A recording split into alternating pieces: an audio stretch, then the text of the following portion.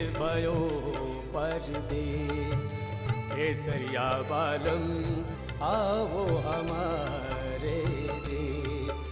केसरिया बालम आओ हमारे देश। आज मेरी जिंदगी में पूनम की रात, जब मेरा चांद पूरा दिखाई देगा मुझे।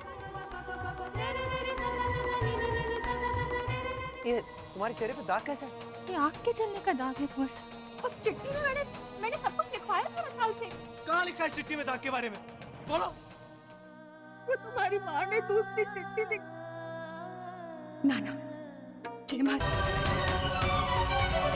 तू तैयार करेगी रुक्मी को? ऑफ कोर्स, पर तू ऐसा नहीं कर सकती। मुंह दिखाई से पहले बीन के घर वाले नई बिंदनी का मुंह नहीं देख सकते। ऐसे क्यों? बरसों से यही रीत चली आई है और मारे को कभी ऐसा क्यों, ये सवाल उठाने की जरूरत महसूस नहीं हुई है मुमल। और तू भी चुप रह, समझी? मासा, मेरे पास एक आइडिया है। मुमल, मासा, आप सुनिए तो। मैं भाभीसा को तैयार कर लूंगी, लेकिन उनका चेहरा नहीं देखूंगी। तब तो ठीक है ना? तो कि आंखें बंद करके तैयार करेगी?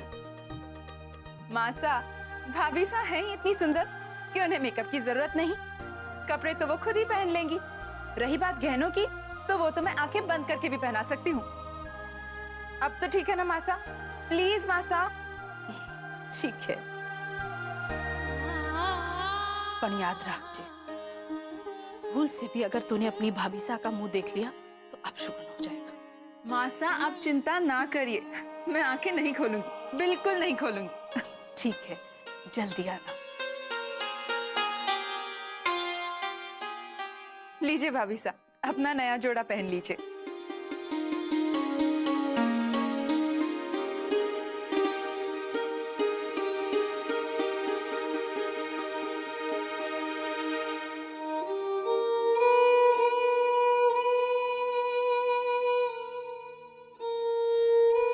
रणवीर, जीता ऐसा बेटा ये थारी और रुक्मणी की टिकटें हैं। तुम दोनों वैष्णो देवी के दर्शन कराओ और उनके आशीर्वाद से अपनी नई जिंदगी की शुरुआत करो। लो, जीता ऐसा। खुश रहो।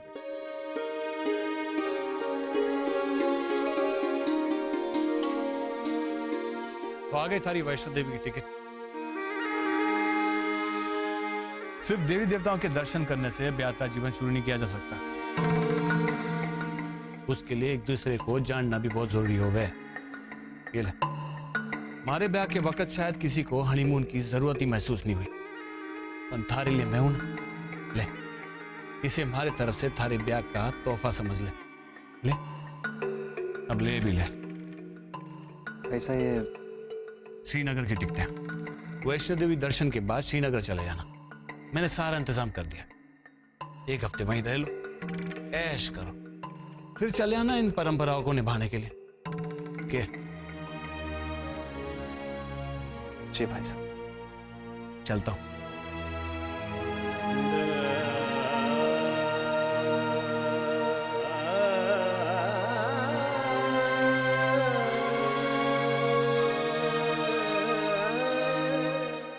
भाभीसा, आपने कपड़े पहन लिए? हाँ, मैं तैयार हूँ। आ जाओ। जी भाभीसा, आप जल्दी आ जाइए, मैंने अपनी आंखें बंद कर ली हैं।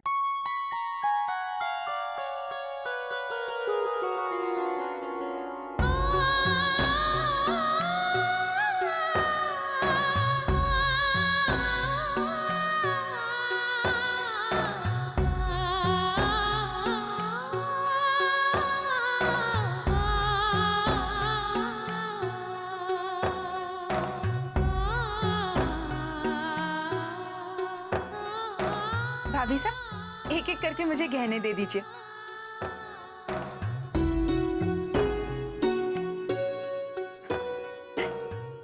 जानती हो भाभीसा, ये मेरी जिंदगी की सबसे मुश्किल घड़ी है। पता है क्यों? क्योंकि भाईसा ने आपके चेहरे की इतनी तारीफ की है कि मुझसे तो रहा ही नहीं जा रहा। जी कर रहा है कि अभी आंखें खोल के आपका खूबसूरत चेहरा देख लूं। भाईसा की नजर तो आपके चेहरे से हटती ही नहीं होगी ना? जब आपकी तस्वीरों को वो घंटों देख सकते हैं, तो आप जब सामने होंगी तो क्या हाल होता होगा उनका। भाई साहब तो जब देखो आपकी बातें करते रहते हैं, बिल्कुल पागल हैं आप पर तो।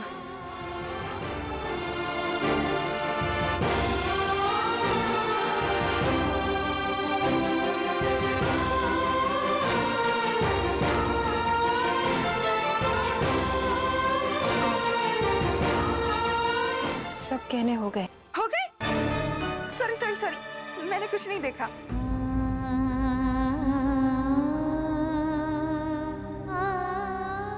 मैं घूंघट पहन लूं? जी। उफ, ये रीति रिवाज भी ना। इतनी सुंदर भाभी साहब मेरे सामने है और मुझे उन्हें देखने की इजाजत नहीं। पर कहते हैं ना, सब्र का फल मीठा होता है।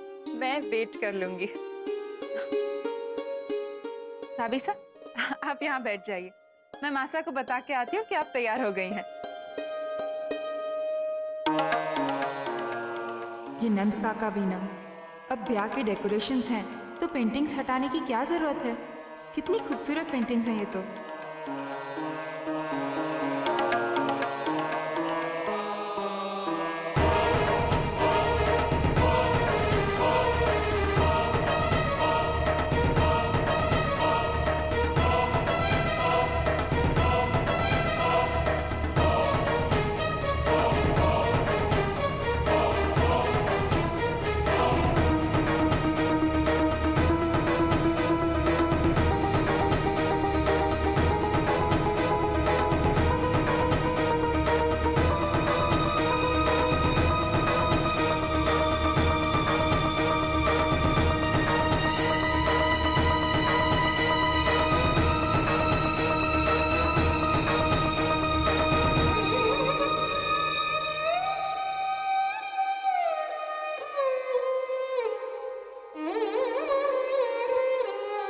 तैयार कराइए अपनी भाभी साहब को।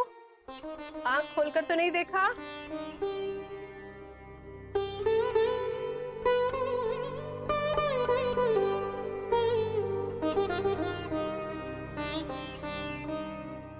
ये हुआ मोहन,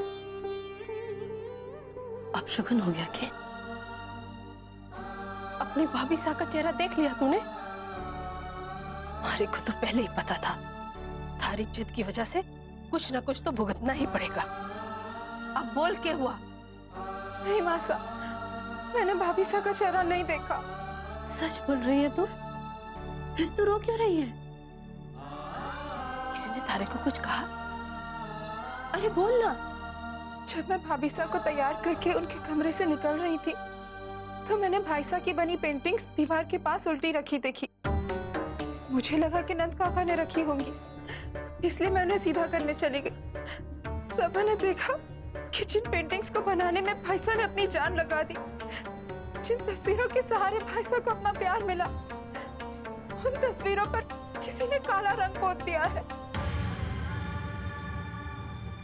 एक तो तस्वीरें नहीं मासा, सारी की सारी तस्वीरों पर। उन तस्वीरों को देखकर ऐसा लग रहा था जैसे किसी ने उन पर अपना गुस्सा उतार दिया हो। किसने किया है? पता नहीं मासा, शायद रणवीर भाई साहब या भाभी साहब को पता हो।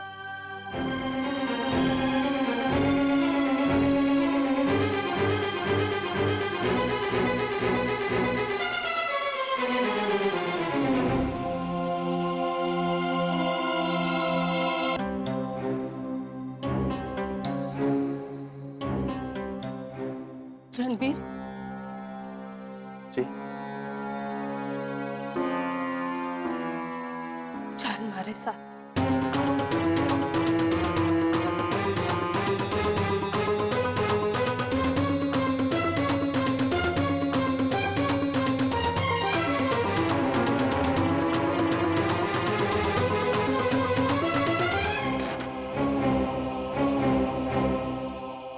अब बोल, क्या? सच बोल, थारे और रुक्मणी के बीच में कुछ हुआ है क्या?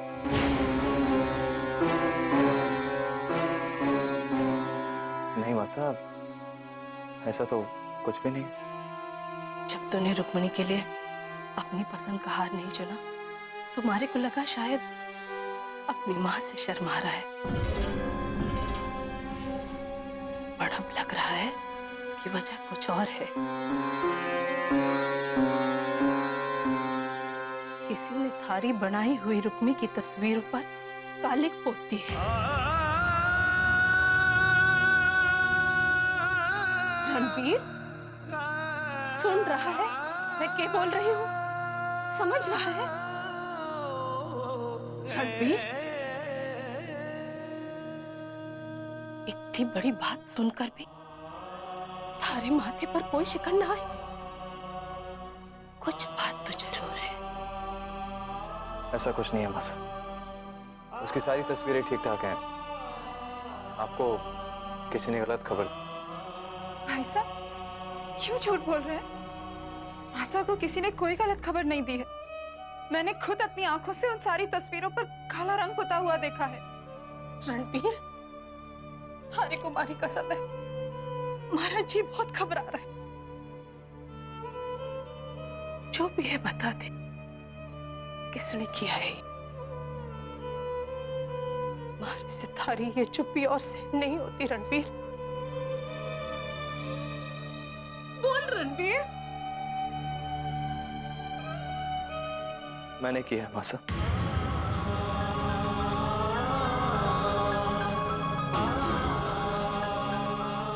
मैंने खुद अपने हाथों से अपने अरमानों का गला घोट दिया, अपने सपनों को तहस नहस कर दिया।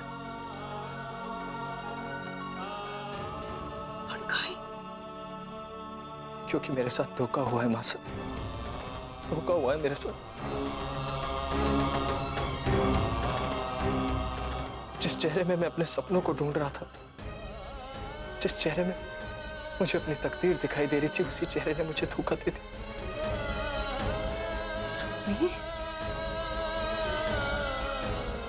पर ऐसा क्या किया है भाभी साहब ने? रुक्मी तो कितनी सुशील है, कितनी खूबसूरत लगे है। हाँ मासा,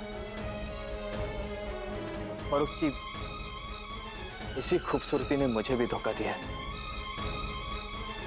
और सिर्फ मुझे ही नहीं, हम सबको धोखा दिया है उसने। रुक्मी ने कभी भी मुझे अपना पूरा चेहरा नहीं दिखाया, और मैं सोचता रहा कि ये उसकी हया है, शर्म। लेकिन मुझे क्या पता था मासा कि जिस घूंघट में लाश ढकी जाती है, उसी घूंघट में धोखा भी छुपाया जा सकता है। क्या बोल रहा है तू? साफ साफ बोल। उसका आधा चेहरा जला हुआ है मासा, जला हुआ है मासा, जला हुआ है मासा।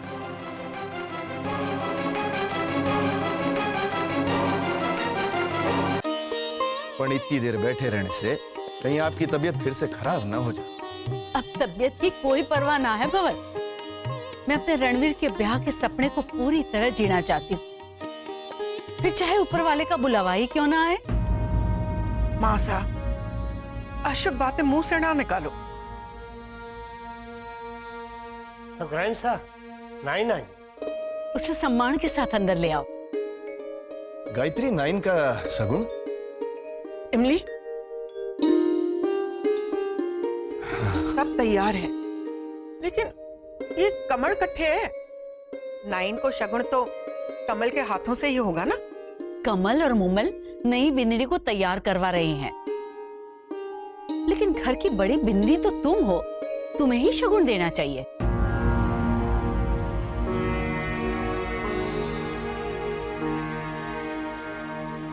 गड़ी खम्मा सा। आओ गायत्री।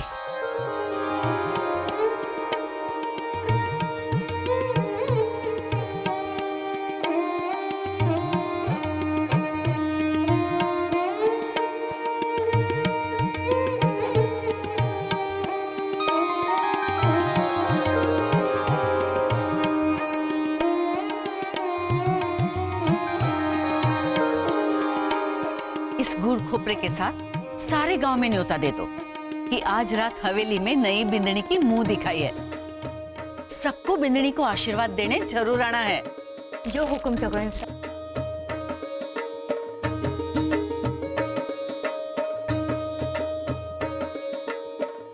माँ साहब आप जाके कुछ देर आराम कीजिए। शाम को मुंह दिखाई में बिंदनी का घूंघट भी तो उठाना है आपने। उसी घड़ी के इंतजार में तुम्हारा से आराम भी नहीं किया जाएगा भंवर। जिसकी तस्वीर इतनी सुंदर है वो खुद कितनी सुंदर होगी। पूरी बिरादरी के सामने बिंदिनी का घूंघट उठाऊंगी। नहीं मासा, ऐसी गलती कभी मत करना।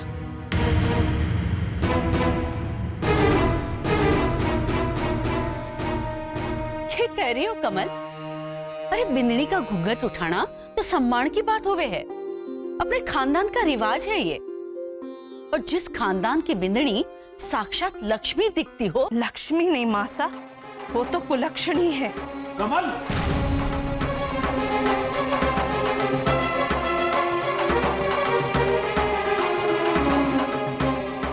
अपने खानदान में आई बिंदनी का आज तक इस तरह अपमान नहीं हुआ है। लेकिन धोखा देने वालों का सम्मान करने की रीति भी इस खानदान की नहीं है। रुक्मिणी ने हमारे रणबीर के साथ, हम सब के साथ धोखा किया है।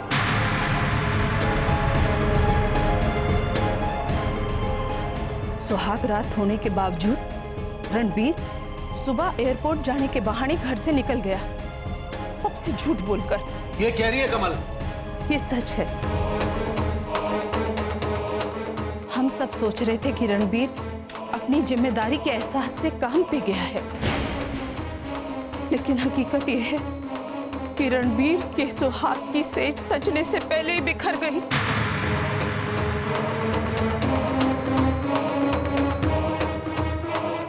क्योंकि रणबीर ने जब रुक्मिणी का चेहरा देखा तो उसके सारे सपने चूर चूर हो गए।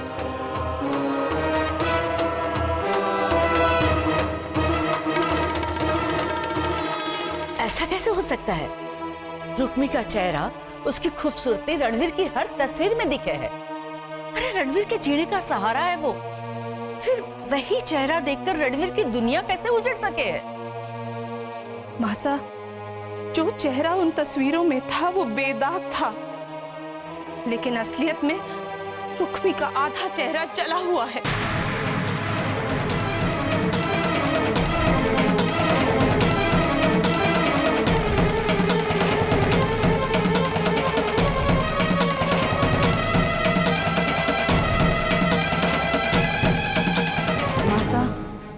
रणबीर तो इस धोखे से इतना टूट गया है कि उसने अपने ही हाथों से अपनी बनाई हुई रुक्मी की तस्वीरों पे कालिक पोत दी।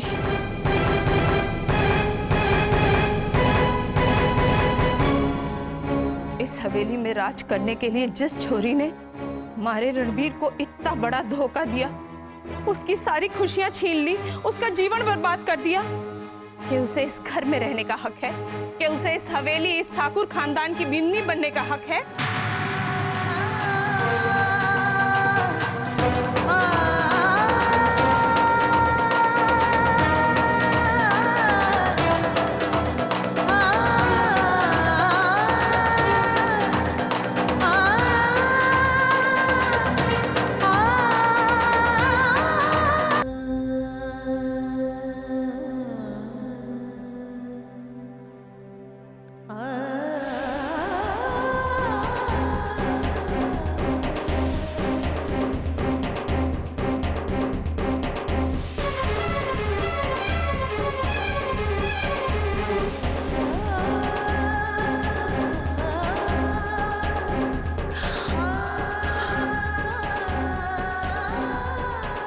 अगर हमारी तकदीर में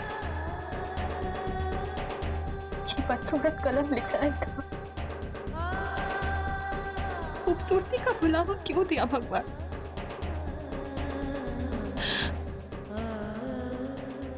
मैंने तो थारे से कभी कुछ नहीं मांगा था, जैसा रखा वैसी रही। को वर्षा हमारी छोटी खूबसूरती के बुलावे में आते और ना हमारे को आज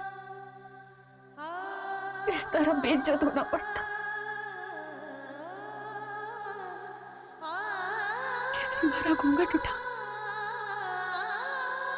हमारी तकदीर भी जल गई।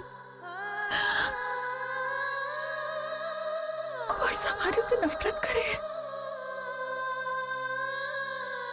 आपने कहकर कहाँ जाऊं?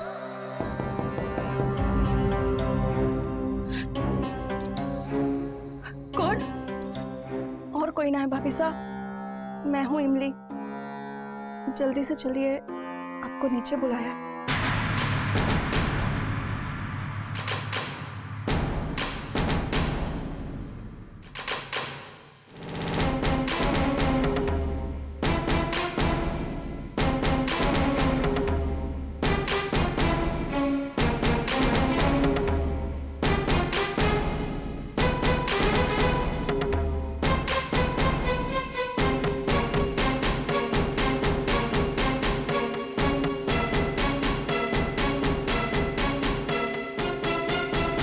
इस हवेली में यह पहली बार होने जा रहा है कि मुंह दिखाई की रस्म से पहले हवेली की इस बींदनी की शक्ल खानदान के सब लोग देख रहे हैं।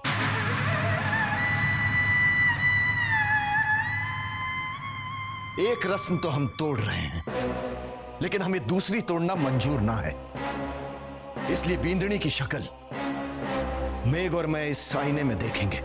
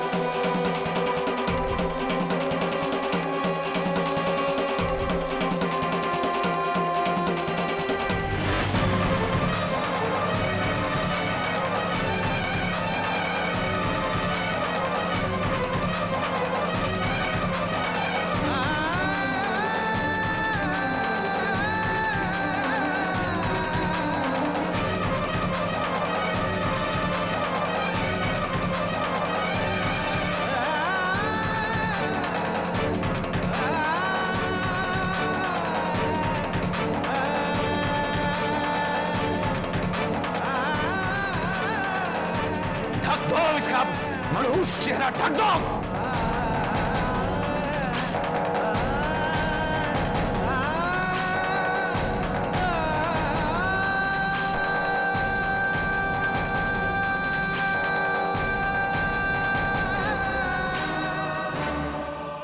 थारे को ये पहले से पता था? नहीं था ऐसा। अगर मुझे पता होता तो मेरी जिंदगी के साथ ऐसा खिलवाड़ नहीं होता। मैंने तो इस पर विश्वास किया था तायसा, इससे प्यार किया था, लेकिन इसने बदले में मुझे धोखा दिया। ना सिर्फ मुझे बल्कि हम सबको धोखे में रखा इसने।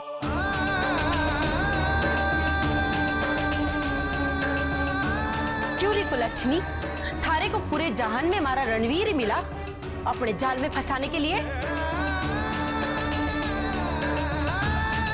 आखिर उस मदन सिंह ने अपना बदला ले ही लिया। क्यों किया तूने ऐसा? काहे झूठ बोला? और थारे साथ साथ तारे बाप ने भी हमसे इतनी बड़ी बात छुपाई। क्या समझते थे तुम लोग कि हमें कभी पता नहीं चलेगा? थारा ये कलंक हमेशा छुपा रहेगा।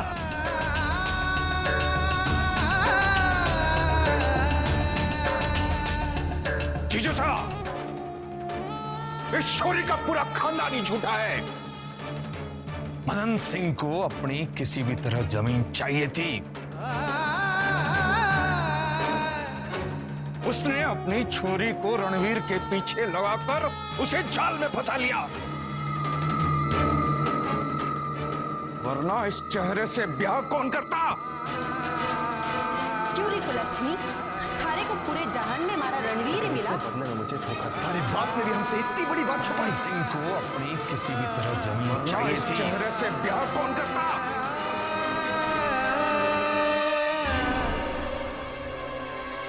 लो, और एक नया नाटक। इमली,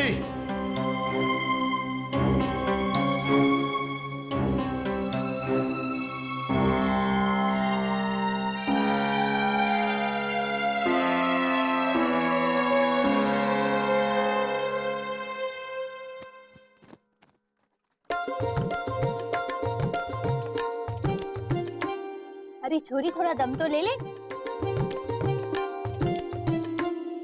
किसे ढूंढ रही है? देवर साहब तो घर पर ना है। नाना, मैं तो न्योता देने आई हूँ, माँ ने भेजा है। काकी साहब, आज शाम को घर पे जीजी के पग फेरे की रस्म है, आप सबको खाने पे बुलाया। मदन सिंह गया है रुक्मणी को लिवाने? हाँ, बापू और किसु गए ना। अच्छा काकी साहब, मैं चलती हूँ, पहले ही बहुत देर हो गई है, शाम की तैयारी भी तो करनी है और अभी तक सारा सामान हमारे पास ही पड़ा है। मैं चलती हूँ। अरे रुक तो, सुन। लागे है देवर साहब को पूरी की पूरी रेलगाड़ी संभालनी पड़ेगी।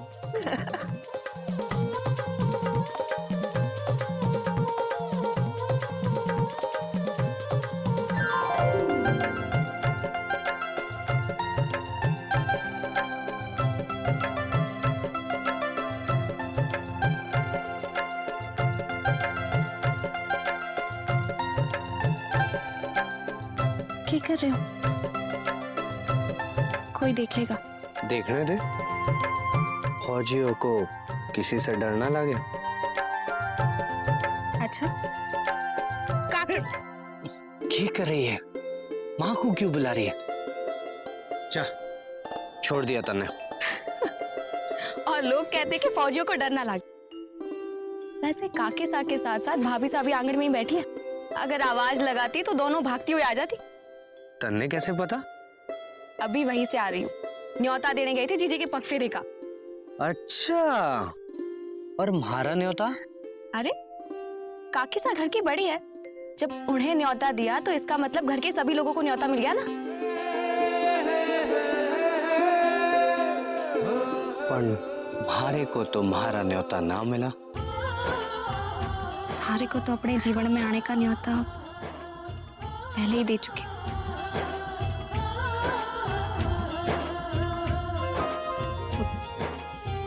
मारे को देर हो रही है।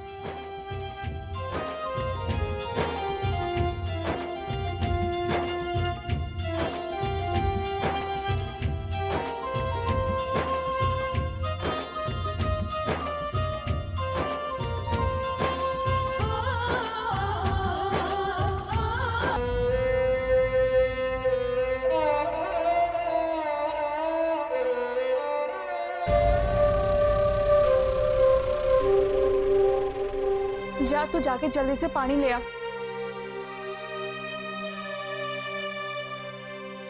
कट्टे जा रही है? जी पानी लेने। कोई जरूरत ना है पानी लाने की, जा अपना काम कर। और तू अट्टे क्या कर रही है? किसकी सेवा कर रही? हाँ, ये कुलच्छनी सारे खानदान की नाक कटाने चली है और तू यहाँ खड़े खड़े इसके लिए पंखा झल रही है। और कोई काम ना है घर में तारे को? तो ऐसा भाभी साहब को अभी होश नहीं आया है। थारे को बड़ी चिंता हो रही है भाभी साहब की? ये बेहोश पड़ी रहे या मर जाए, मारी बला से। अरे बेटे का जीवन बर्बाद करके इसे इस घर में पानी भी नसीब ना होगा। चल यहाँ से।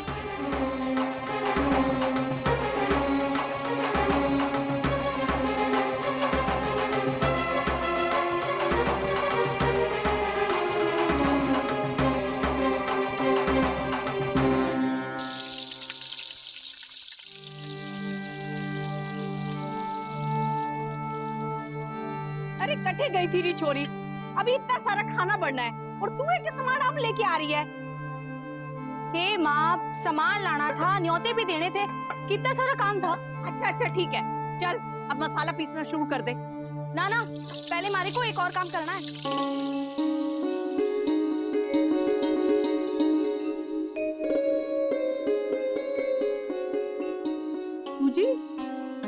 सूजी तो मन्ने थारे से ना कही ना, सूजी काहे लेके आई? हलवा बनाने। जीजी को सूजी का हलवा बहुत पसंद है,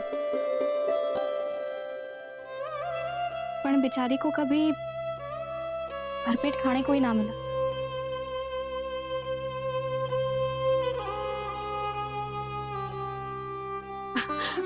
हमारी जीजी तो सासरे में राज कर रही होगी। नई नई बिंदनी के लिए पंच पकवान बन रहे होंगे। माताजी महाराज करे ऐसा ही। पर मने पता है, सासरे की ऊंची अटारी देखकर जीजी अपने मायके को ना भूलेगी। मायके के हलवे की मिठास उनको घनी खुशी देगी। ला मुझे दे, ला दे रही छोरी। साची आप जीजी के लिए हलवा बनाओगी? अरे सुतेली ही सही, पर माँ तो हूं ना। छोरी पग फेरे के लिए मायके आ रही है, उसकी पसंद नापसंद का ख्याल तो मैंने रखना ही होगा ना। और वैसे भी रुक्मी के लिए तो मैंने कुछ किया ही नहीं।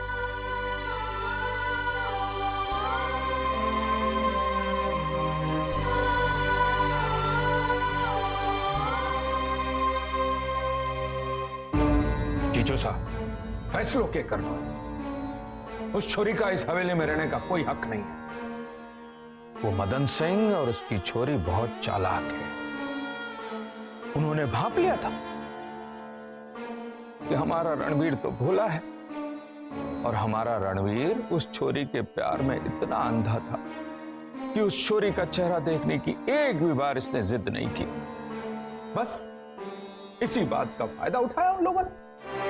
अब ये बेचारा क्या जानता था कि अपना चेहरा छिपाने के पीछे उस छोरी की कोई बहुत बड़ी चाल थी। ब्याह से पहले एक बार उस छोरी का चेहरा देख लेता तो ये दिन देखने को नहीं मिलता। अब जो हुआ सो हुआ। इसमें सारा दोष रणवीर को तो नहीं दे सकते ना। रणवीर को तो उस छोरी ने बड़ी चालाकी से अपने जाल में फंसा है, जानबूझकर। रणवीर हमारा बेटा है, ठाकुर है, उसकी रगों में राजपूत का खून दौड़े। एक बार किसी लड़की से प्रेम किया तो आंख बंद करके उस पर विश्वास कर लिया।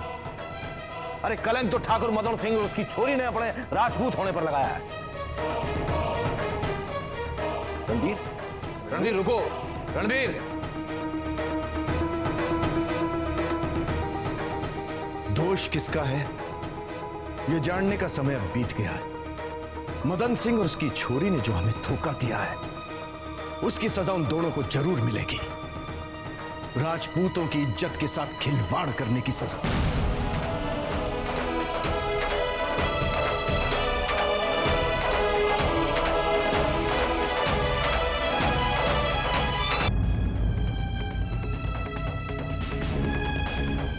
मदन सिंह और उसकी छोरी बहुत चालाक है। रणवीर को तो उस छोरी ने बड़ी चालाकी से ब्याह से पहले एक बार उस छोरी का चेहरा देख लेता तो ये दिन देखने को। अरे कलंक तो ठाकुर मदन सिंह और उसकी छोरी ने अपने राजपूत होने पर लगाया।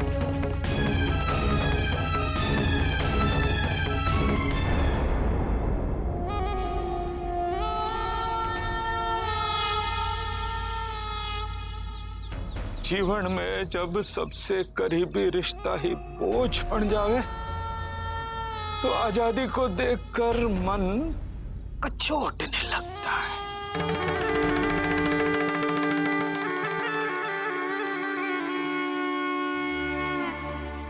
क्या करेगा भाणजे, तेरी तो जिंदगी खत्म हो गई। कैसे ढोएगा इस दुख के बोझ को जिंदगी भर। मने तो थारी बहुत चिंता हो रही है। मामा साहब, आप हमारे भाई को दिलासा दे रहे हो या उसके जख्मों को खुरेद रहे हो? बेचारा पहले से ही दुखी है। और आप मने गलत मत समझ पांचे, मने थारे से ज्यादा रणवीर की चिंता है। मारे से इसका दुख नहीं देखा जा रहा। भांजे एक काम कर, तू यहां से दूर चला जा, अकेले कहीं और बैठ के सोच कि आगे क्या करना है। समझो? Let's go. मामा साहब, ये कहां का न्याय है कि करे कोई और भरे कोई और? जो भी कुछ हुआ उसमें इसकी क्या गलती है? इसके साथ तो धोखा हुआ है, फिर ये क्यों वनवास जाए? वनवास तो उसे जाना होगा जिसने हमारे भाई के साथ धोखा किया। खमा घड़ी हुकुम, ठाकुर मदन सिंह जी पधारे हैं। ओ पोगल सांड फेरा गयो। ठाकुर मदन सिंह, अपनी बेटी को हमारे भाई के गले में बांध कर हवेली में प्रवेश करने की हिम्मत कर रहा है। रणवीर, यही मौका है उस मदन सिंह को अपनी असली जगह दिखाने का।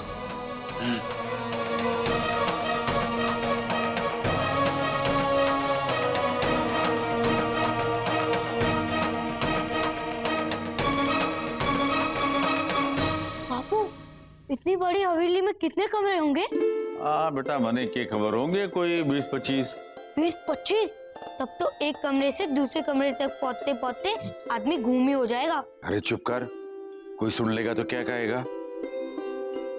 बापू, जीजी का कमरा कौन सा है? बहुत बड़ा है क्या? अब मने की खबर कि जीजी का कमरा कौन सा है? खबर क्यों नहीं? आप तो पहले आए थे ना हवेली में। हाँ। जय माता जी।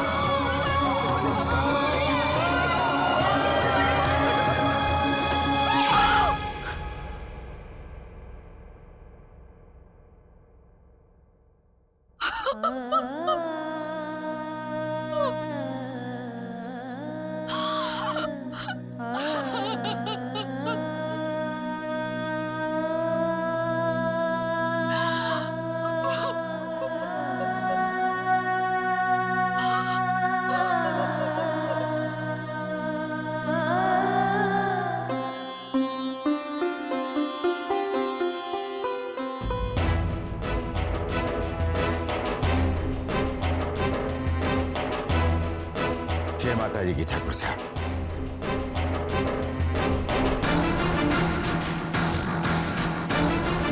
जय माता जी की छोटे ठाकुर साहब।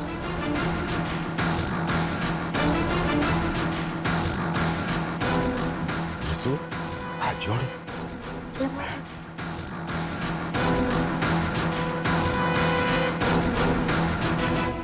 ये सब आपके लिए है, रुक्मी की माँ ने भिजवाया है। वैसे ज्यादा तो मैं कुछ ला नहीं पाया, पर जो भी है सुदामा की भेंट समझकर स्वीकार कर लीजिए।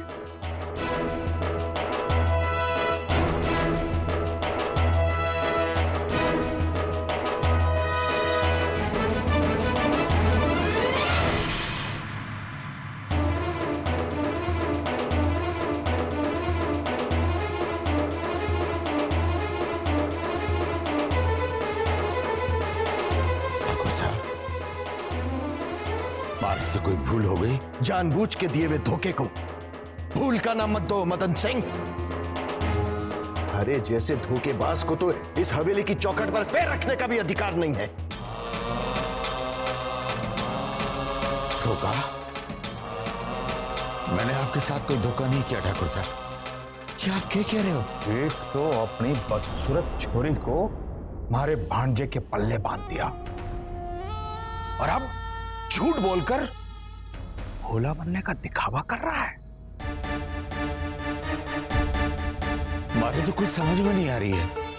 कि आप लोग कहना क्या चाहो? अपनी छोरी की बदसूरती की बात तने हमसे छिपाई क्यों? क्यों मारे रणवीर का जीवन बर्बाद कर दिया? क्या कह रहे हो ठाकुर साहब? हमारी छोरी का चेहरा जला हुआ है, यह बात तो कुंवर साहब को मालूम थी, इसीलिए तो मैंने दोनों की खुशी के लिए इस ब्याह को आशीर्वाद दिया। फिर झूठ! थारे को बस अपनी जमीन हथियानी थी। अरे एक बार मारे से अपनी जमीन मांग करके तो देखता, मैं थारे को थारी जमीन यूं ठीक में दे देता। कम से कम मारे छोरे की खुशियों में आग तो न लगती। माताजी महाराज की सौगंध, मैं तो ऐसा सोच भी ना सकूं। अरे रणवीर कोरसा की खुशियां हमारी छोरी की खुशियां से अलग थोड़े ना है। तो फिर अपनी छोरी की असलियत छिपाने की और क्या वजह थी? पर विश्वास करो ठाकुर साहब, मैंने तो अब तक यही लग रहा था कि रणवीर कुंवर साहब को और आप सबको रुक्मी के बारे में सब कुछ पता है। तो हम क्या झूठ बोल रहे हैं? ना ना ना, हमारा ये मतलब नहीं था। 2 टके के धोखेबाज ठाकुर से जुबान लड़ा था, तारी दी मारी।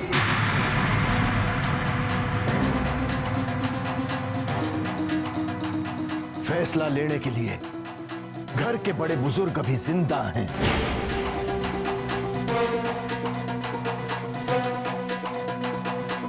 ठाकुर साहब, मने लागे है कहने सुनने में कहीं न कहीं कोई भूल चूक हो गई है। हमारा विश्वास करो, एक बार मने हमारी रुक्मी से मिलने दो। हमारी रुक्मी पर पूरा भरोसा है ठाकुर साहब। हमारी रुक्मी हमारे से कभी झूठ नहीं बोलेगी।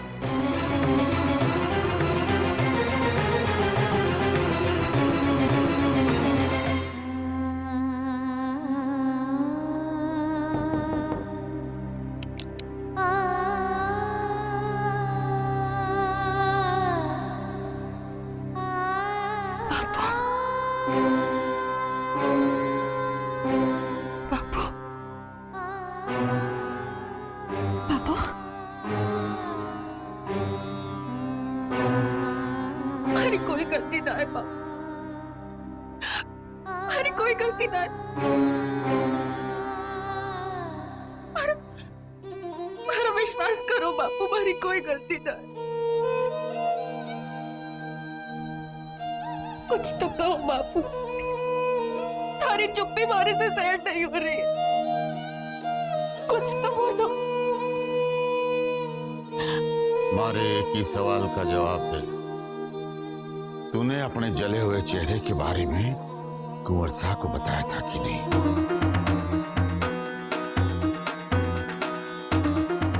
हमारे पास हमारी इज्जत की सिवा और कुछ ना है, और इसी इज्जत के सहारे आज तक मैंने किसी के सामने अपना सिर नहीं झुकाया। पर आज हमारी इज्जत थारे जवाब की मोहताज बन गई है।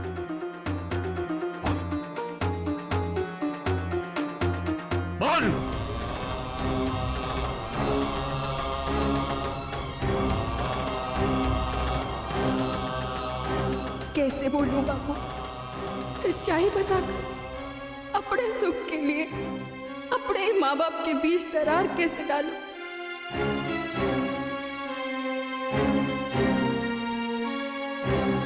हाँ बाबू, हमारे से गलती हो गई। अपने चेहरे की बात कुंवर साहब से छुपाई।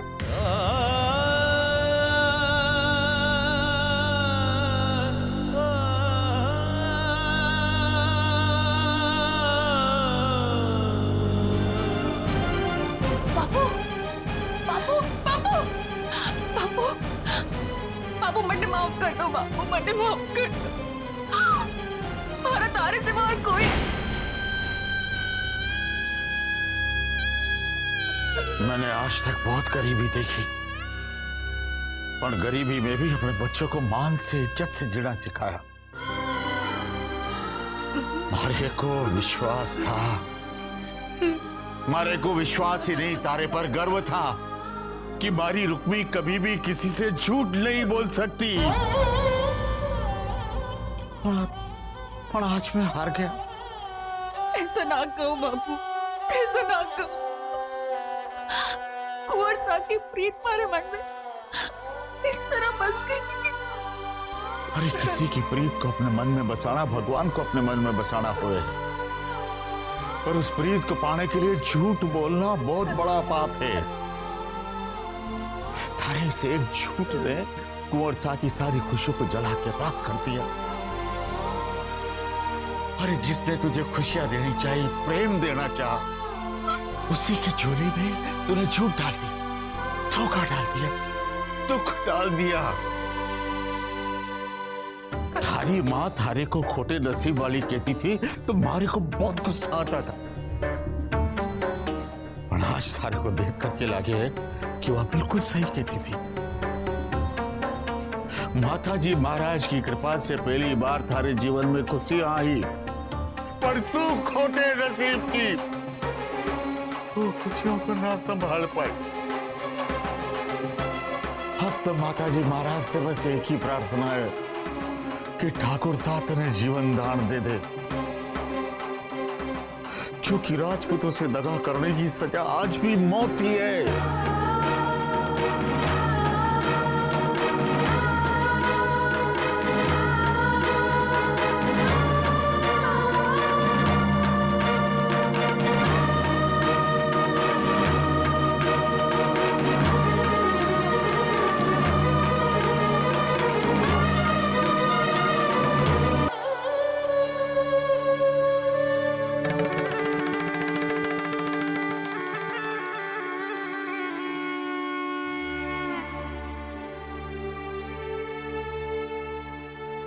अंदर तो पापा ने रोक लिया, यहाँ थारे को मारे से कौन बचावेगा?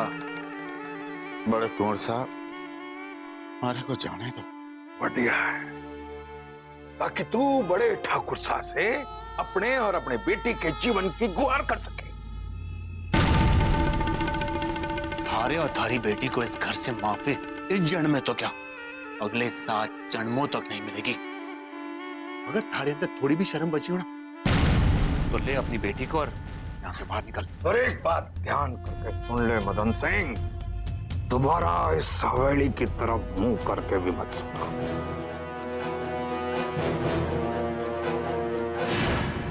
आपने बापू से झूठ क्यों कहा? आपने ही तो कोसा को चिट्ठी लिखी थी, भूल गई के? चलो बापू को बता देते हैं और कहना कि मैं भूल गई थी, यीशु ने याद दिला दिया। चलो। नहीं किसा, थारी समझ में ना आवेगा। क्यों ना समझ में आवेगा? आप भी तो कहती थी कि मार बनना था, कितनी बड़ी बड़ी बातें सोचे हैं, तो अब क्या हुआ? ये तो कितनी छोटी सी बात है।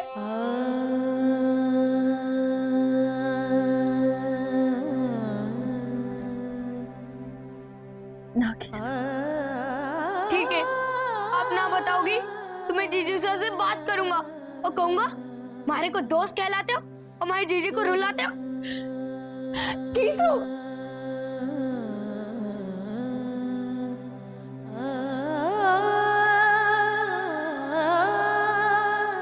एक बार मारे को बड़े ठाकुर साहब से मिलने दो, वो हमारी बात पर जरूर सोच विचार करेंगे। सोच विचार करके जे पापा थारी छोरी को इस हवेली में रखने के लिए तैयार भी हो जाएंगे ना मदन सिंह, तो मैं थारे को जुबान देता हूँ, मैं थारी छोरी का इस हवेली में जीना इतना दुबर कर दूंगा कि थारी छोरी दिन रात भगवान से सिर्फ अपनी मौत की दुहाई मांगेगी। नाना, नाना बड़े कुंवर साहब,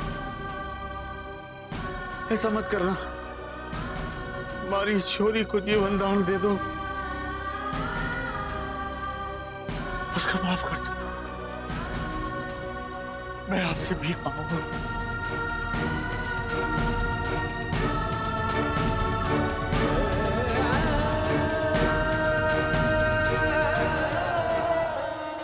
क्या करूं मैं? कैसे समझाऊं बापू ने कि जो चिट्ठी मैंने कुंवर सा के लिए लिखी थी वो तो उड़ तक पहुंची ही नहीं। मां ने चिट्ठी बदल दी थी, पर जी हमारी जुबान खुल गई तो अनर्थ हो जाएगा, खून की नदियां बहेंगी। ना ना, ऐसा कतई ना होने पाए। जब वो चिट्ठी गलती से भी बापू के हाथ में पड़ गई तो बापू माँ की लिखाई पहचानने लगे।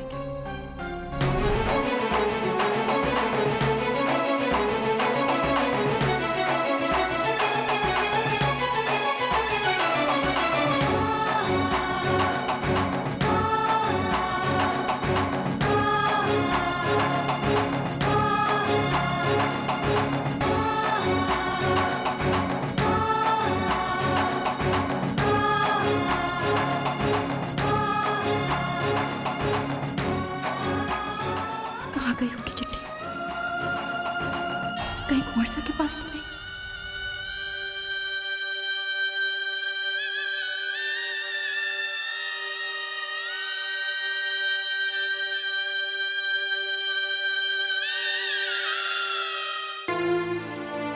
अरे घीसू, ये लो आपकी सारी टॉफियां। हिसाब जोड़ लो, सारी लौटा रहा हूँ।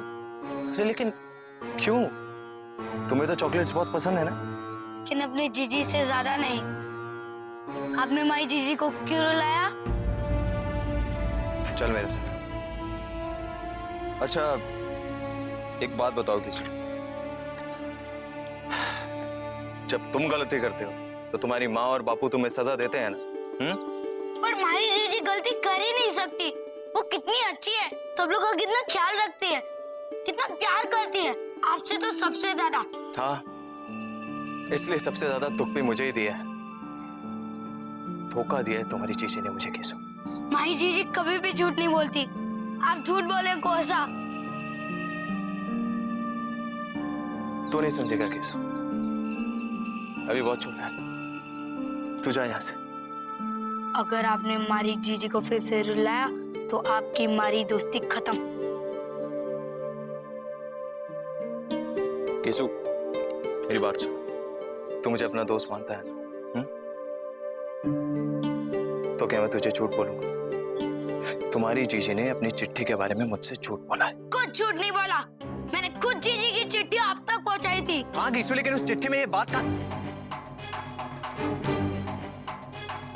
अब मैं तुझे कैसे समझाऊं घीसू कि जो चिट्ठी तूने मुझे दी थी और जिस चिट्ठी का जिक्र इस घर में हो रहा है उसमें रुक्मी की बदसूरत सच्चाई लिखी ही नहीं। तो चल मेरे साथ, कुछ दिखाना है तुझे।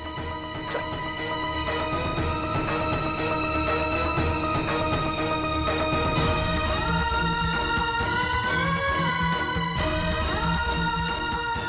माँ ने तो चिट्ठी बदलते हुए हमारे भले की ही सोची।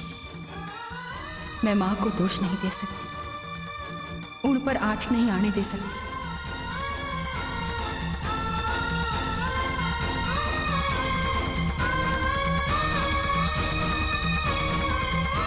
जीजी, आप ये क्या कर रही हो? चिट्ठी जला दी।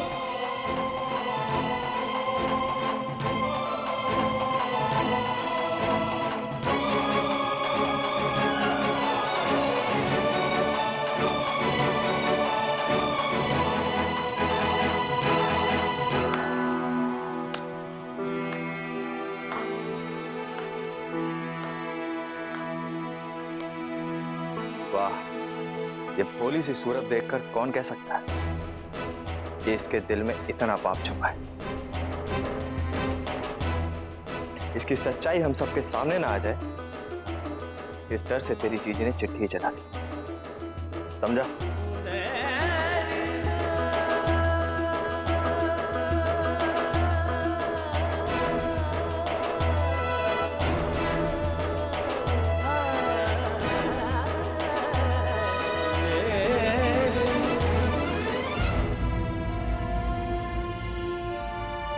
अब तो सिर्फ भगवान ही जानता है कि सच क्या है और झूठ क्या।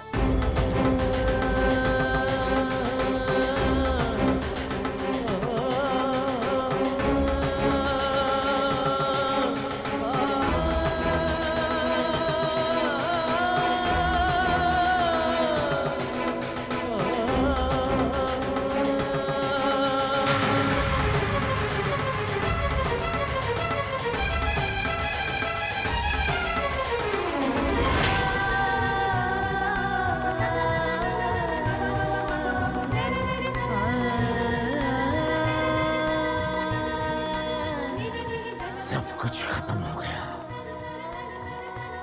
आज इस चिट्ठी के साथ तूने अपने और अपने परिवार के नसीब जला दिए।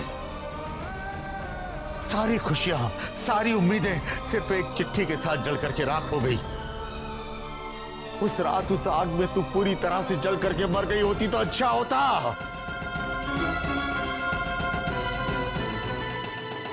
हरी वजह से आज मुझे इतनी बेइज्जती तो ना सहनी पड़ती।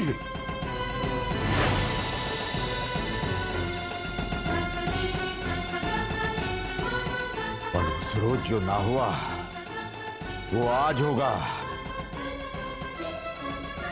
थारे को बचाने वाले ये दो हाथ आज थारी जान ले लेंगे।